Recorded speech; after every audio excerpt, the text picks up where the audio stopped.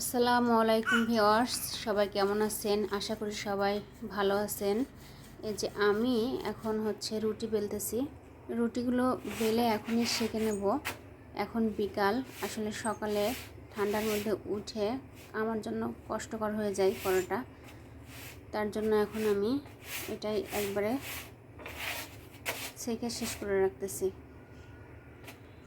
আমার বাচ্চা দুইটা ঘুমাচ্ছে, এগুলো অপরিষ্কার রেখে আমি চলে গেছি, কারণ ওরা উঠে গেছে ঘুম থেকে। আবার ওদের জন্য এখন নাস্তা তৈরি করতেছি।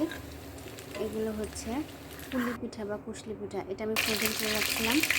এটা অতিথি আপ্যায়নে দারুণ কাজে দেয়।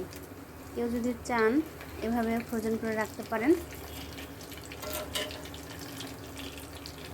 আমি সেকেন্ড ব্যাচ শুরু করছি ভাজা। সবাই ভালো থাকবেন। আল্লাহ হাফেজ।